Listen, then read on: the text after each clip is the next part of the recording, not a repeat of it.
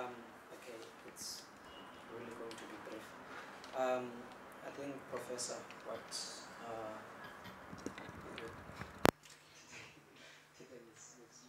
okay, Professor yona nto ndicinga ayibisaqisa kakhulu yikukhula okanye ukuzalwa kukuzalwa okay kukuzalwa kwe-movements zabasebenzi which means izifana nokhosathu nezinye ezikhoyo ngoku uthi yena uyibone apho usuka kwayo khona usuke eDurban ngo-1970 usuka kwayo apho izizalwe khona lamaqembu abasebenzi uthi zimbini ke izinto ekuthiwa azalwa kuzo. Abanye abantu bathi bazalwa ezi movements zazalwa ngabantu ababesuka e-exile, ababesuka kumazwe angaphandle beyofunda pha ukuze bazoncedisa apha nabantu abaku-ANC. Eyesibini ithi yazalwa ngabantu ababona izinto ezazisenzeka ngeentsuku ezazisenzeka ngazo emisebenzini, into eqhubeka ngeentsuku njalo. So uthi zimbini ezo nto abantu abathi yazalwa ngayo ezi movements abasebenzi. Wathetha ngabantu abathi ekuthiwa zi-intellectuals, ngabantu abo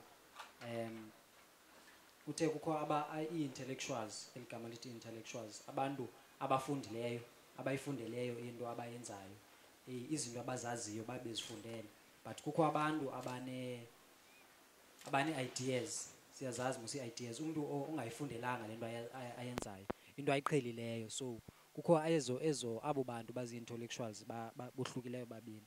Kukho ke nabantu abafana naye ozenzelayo nje yena ongaqashwanga, oyi-freelance intellectual.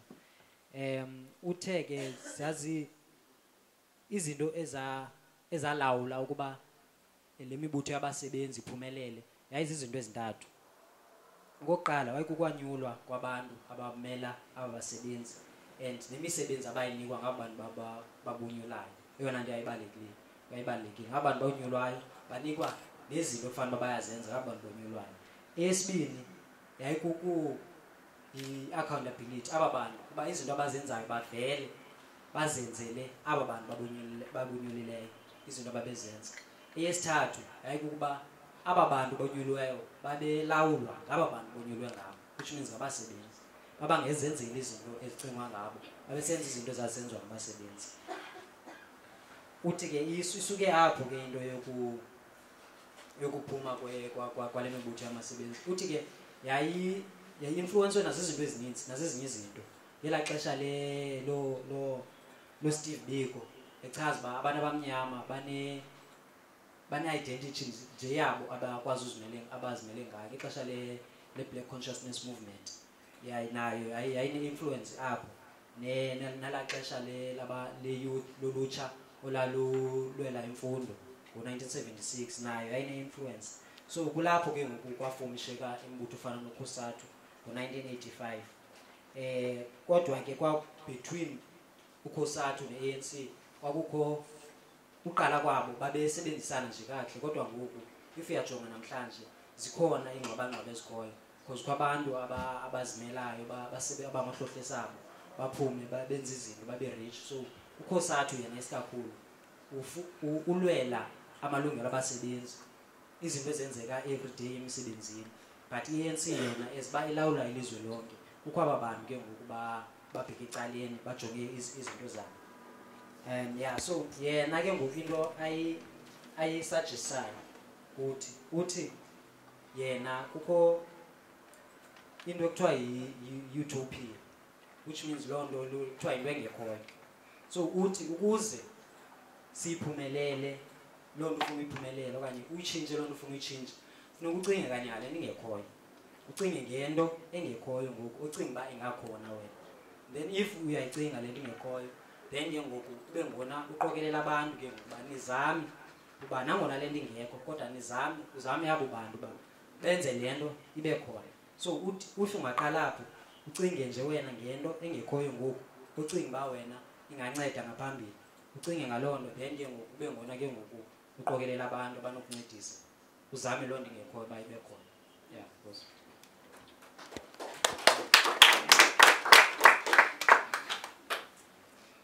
sorry, before I forget, if you're watching from the internet, please also send in your questions, and we'll ask Professor Webber those questions that you sent in.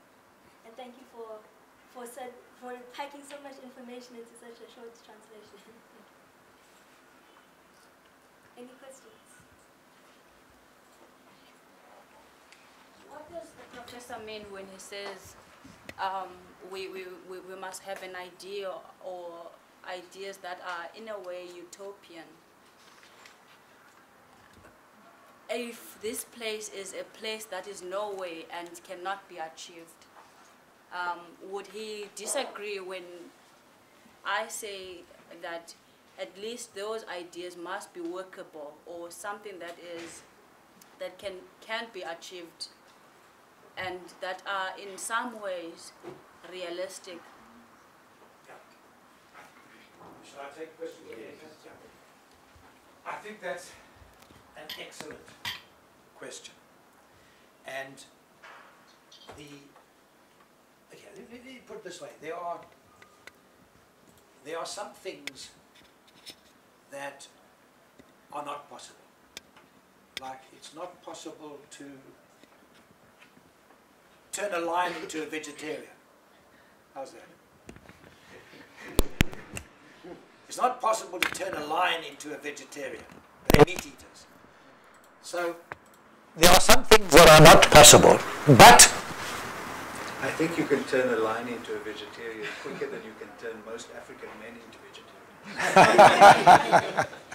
okay, I'll bow to your superior knowledge there. But there are other things, for example, that if I said in 1973 that we're going to have a black president in South Africa, people have said, you are? Mad. You're mad. Do you know what I mean?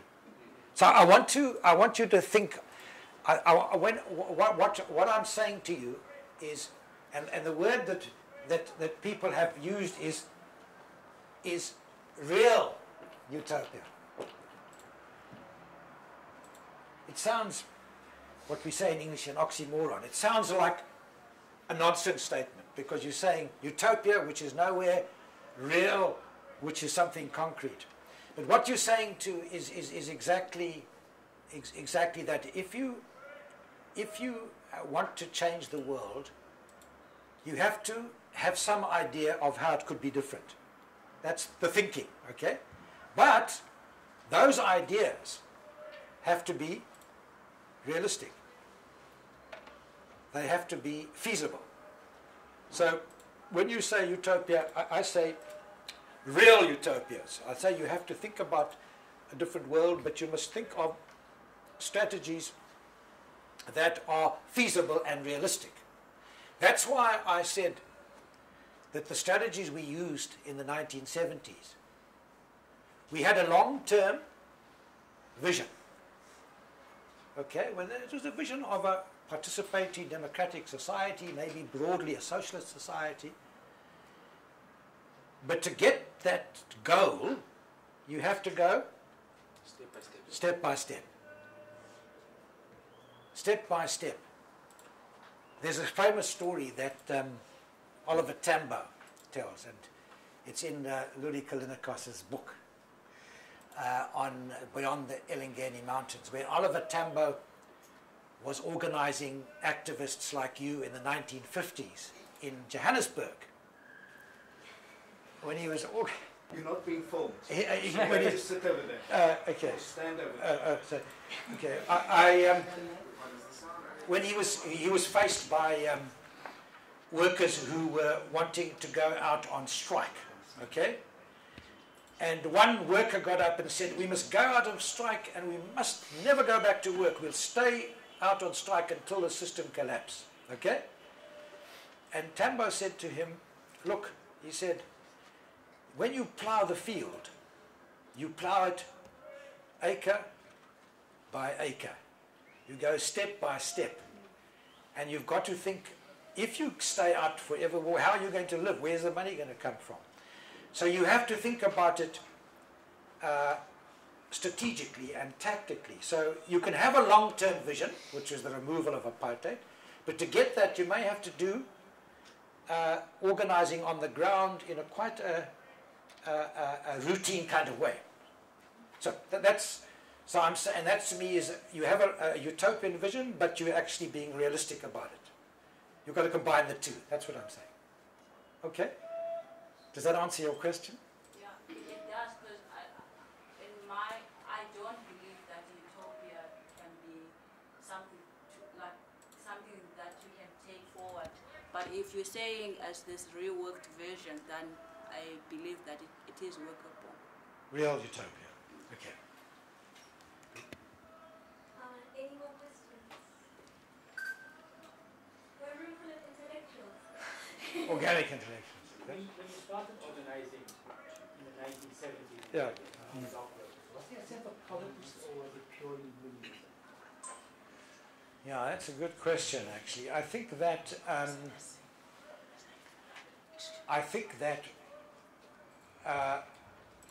if you tried to organize workers in the 1970s in an openly political way, the apartheid state would have crushed the organization. So the argument was that one should try and build up trade union organization in the factory and focus around wages and work conditions. And when you are sufficiently strong and well organized, one could broaden it and start to move beyond the factory to raise political issues.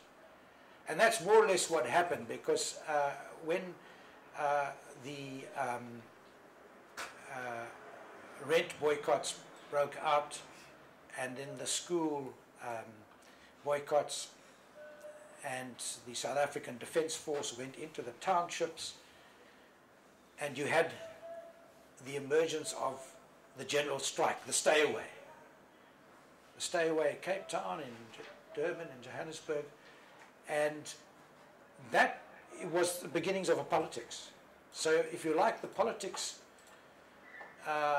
emerged, but it came from below, from workers saying, look, you can't focus only on the wages and work conditions. We've got to think about the fact that in the township we don't have proper schools, we don't have proper hospitals, we've got to attend to housing. Those issues meant that the unions had to move beyond the workplace and start to take up issues of a more political kind. And that's, of course, when the apartheid government came down and banned and arrested trade union leaders.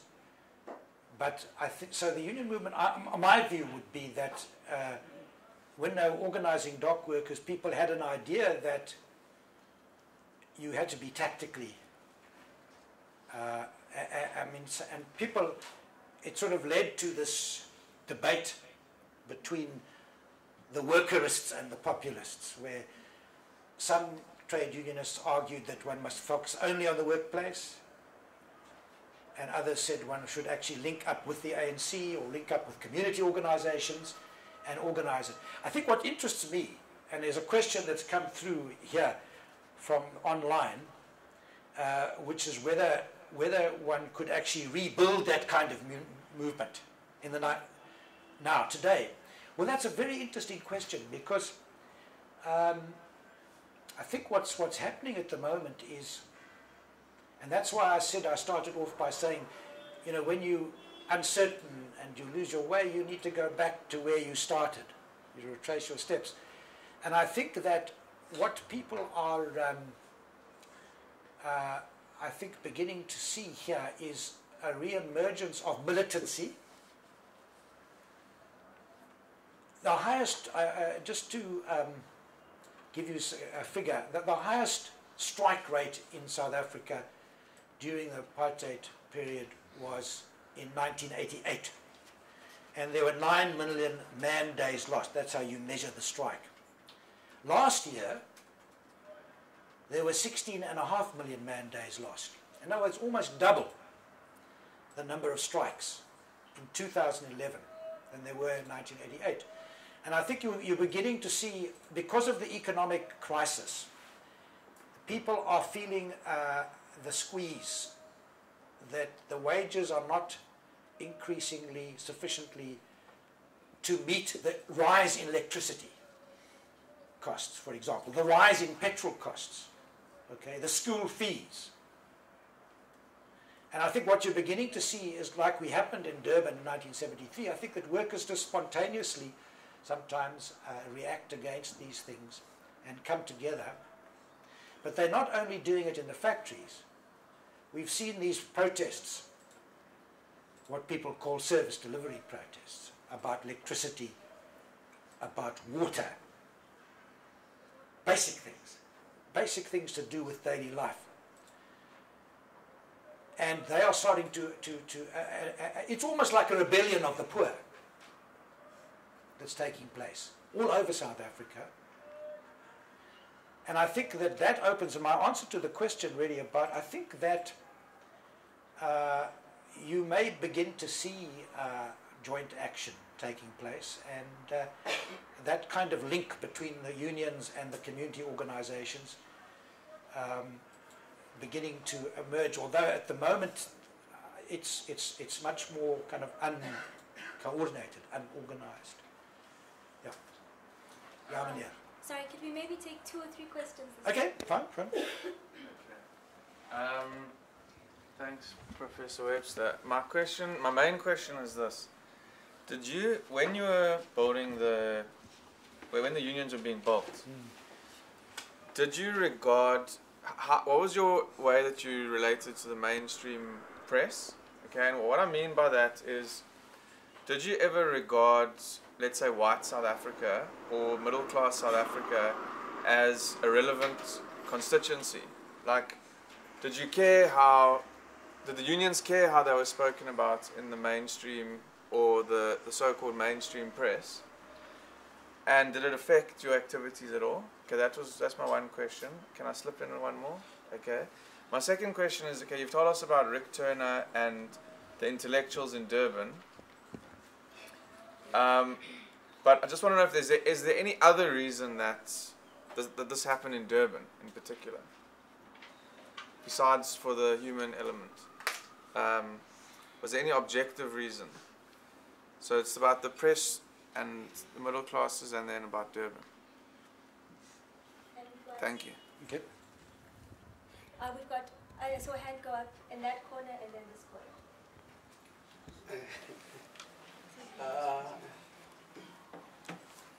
My question is, Professor, I read about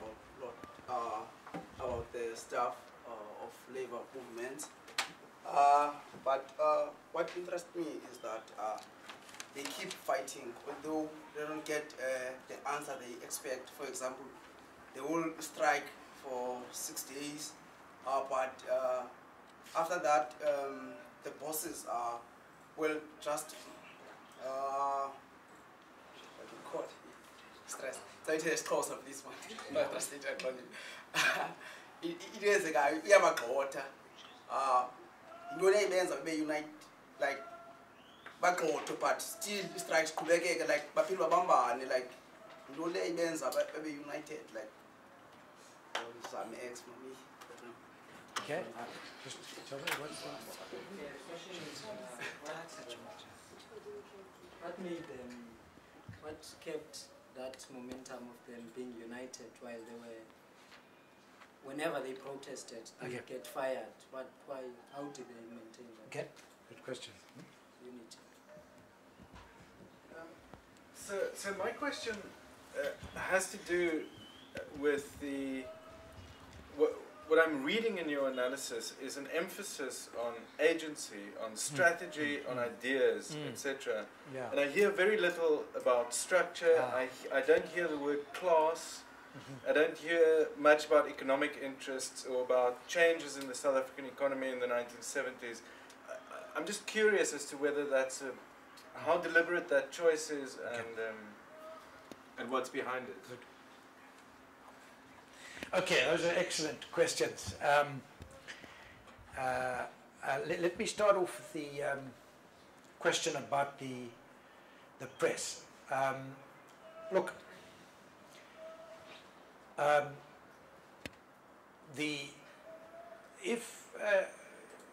organizing black workers into trade unions in the 1970s was defined as communism, okay?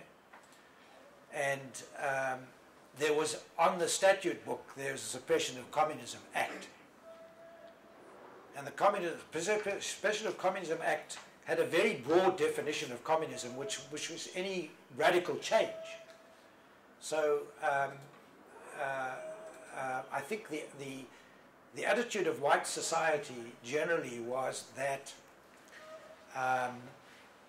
that intellectuals like myself who were trying to develop trade unions were communists, and they should be banned or restricted. But I think that this is an interesting strategic point. I think that any ruling class has different interests, okay? And I think that the argument we made, and I'll come to your point about the press, the argument we made is quite simply this, that it's, if there's going to be conflict, which there inevitably will be, between capital and labour, it's better to have that conflict regulated than unregulated. It's better to have leaders that you can negotiate with, okay? Now, you would say, well, that's a reformist argument. But it's actually, what you're doing is you're actually winning space for workers in the heart of the capitalist system. It's a kind of, that Greek analogy of getting behind the enemy's lines. Trojan horse. Trojan horse. This is maybe for organic intellectuals, this is something, Trojan horse.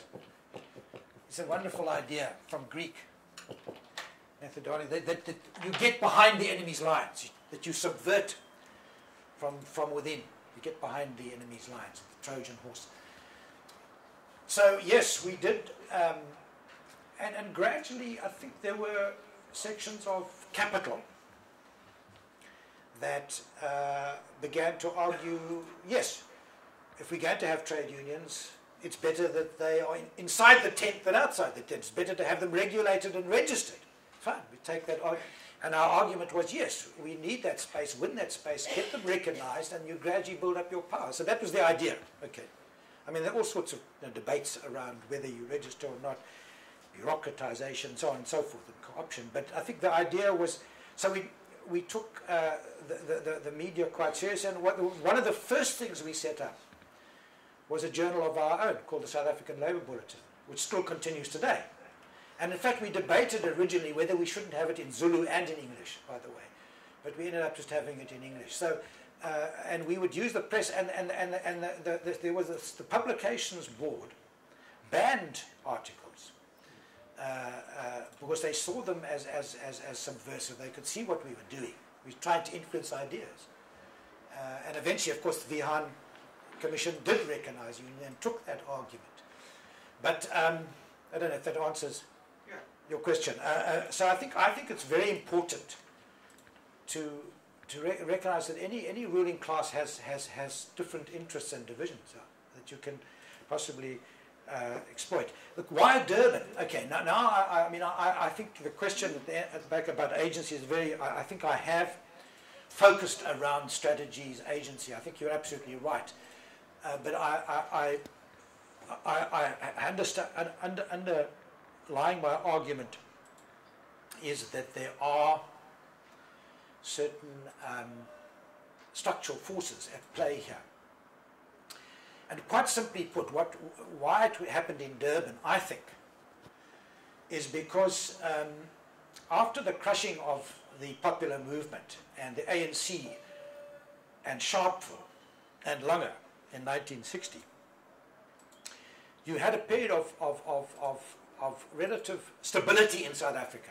Okay, foreign capital came in a major way in South Africa, high profit rates, and created large-scale industry, large-scale factories, and that was the material base, the structural base of a new kind of unionism, where you bring together workers in large numbers. It's easier to organize. It's collective, and I think that's so. My argument would be that what you had in Durban's more of a working class city, by the way, than Cape Town, because I think you've got the factories, the big textile factories, big textile mills, and they were all right on top of each other, textile mills. And so when one group of workers went out, they would march down the streets and they would pick up other workers, and the other workers would come out. So you had this concentrated, large-scale production that brought collectively workers together, and that was the basis of it. And they were going on the trains and they would talk to each other. So you had these large, like Umlazi and KwaMashu, these big working class towns, and I think that, so you had that collective power, but it happened in February. And the reason why it happened in February is because inflation had risen at a high rate, and people had, when February and January you're buying clothes, school uniform for the children, paying school fees, and people had that squeeze financially, and they just stopped work. And so I think that there is a set of influences there. You had also these intellectual forces. As I said, you had the Black Consciousness movement, you had these other intellectuals coming from a more Marxist perspective. I think that all came together. But it didn't stay in Durban, it spread across to Cape Town, Johannesburg, and so on. So I think there are reasons. We wrote a book on it called The Durban Strikes, which, do you have a copy of it here? Okay. It may be gone. Okay, yes, it's a rare piece. But basically, that was, we tried to understand that it was quite spontaneous in a way, but it was structurally based. On the comrade about unions, defeat. Okay, I think that's a very good question, because I think what you're saying is that workers go out on strike and then they end up not winning what they demanded. That's what you're saying. Okay. Look, I think that's part of what it means to be working in a capitalist society. I think that at the end of the day, you can't stay out on strike indefinitely, because you starve. Yeah, you've got. What makes you a worker is that you only have your labor to sell, right? That's what a worker is. Somebody who doesn't own the means of production. You don't have any other source of income. So that's the definition of capitalism. Capitalism, when you've got owners of the means of production, the factory owner, and you've got workers who sell their labor. So there is if you like, a structural limit to what you're going to have to, what it means is that you're going to have to compromise. And I think that's the difficult for a trade union, because they almost is like they whip up discontent and then they have to sit on it and compromise. You know what I mean? And they said, well, you've sold out now. The workers will say, well, you've sold us out, you've settled with the bosses. But I think that's what it means to be a trade union in a capitalist society. You're not going to take over the factories. If you do take over the factories, well, then you're not in capitalism anymore. It's a different kind of society, because you're no longer producing for profit. So I think that the question is, how do you actually, I think your question was really, how do you keep workers together when they do lose or compromise? That's your point. I think that's very, very good. You're obviously an activist. I think that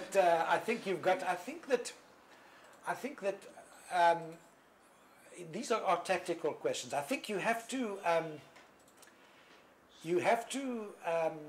be careful that you don't I mean, it's a difficult one because on the one hand, you're saying to workers, go out and strike, okay? On the other hand, at a certain point, you're bringing them back to work. And I think it's a tactical question. You've got to know when to advance and when to retreat, okay? And you've got to know when to settle. Because if you stay out for too long, you'll find that the workers will there'll be conflicts. There'll be conflicts. And this is why we get the violence in strikes, because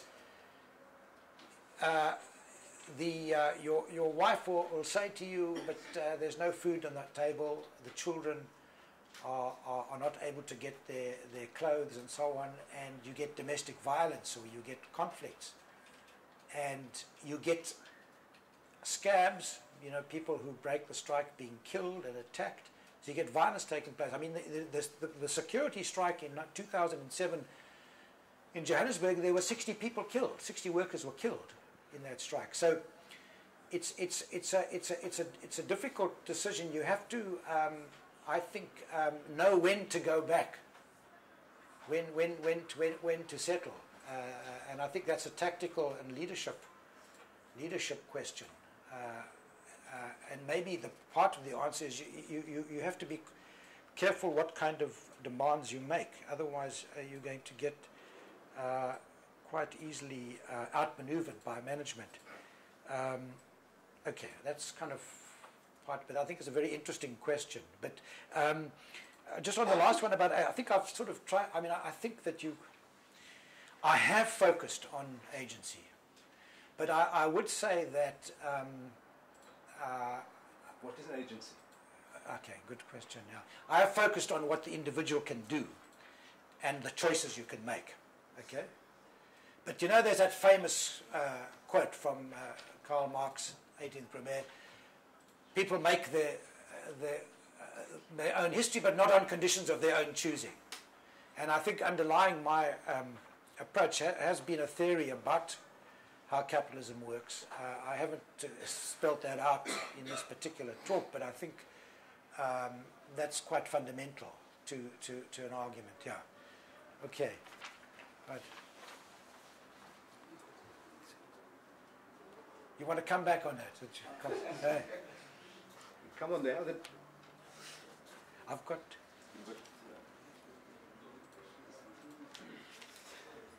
Okay, I've got two.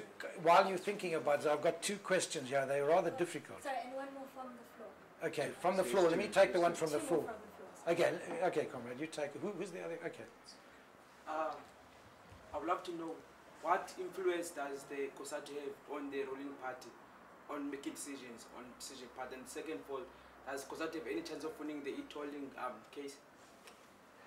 Okay.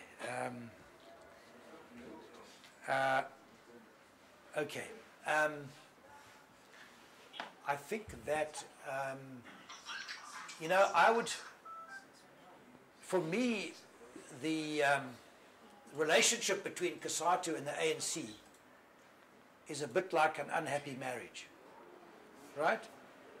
You don't get divorced, but you actually live together, but you have constant attacks on each other and a bit of domestic violence, and you shout at each other. So I think it's a very,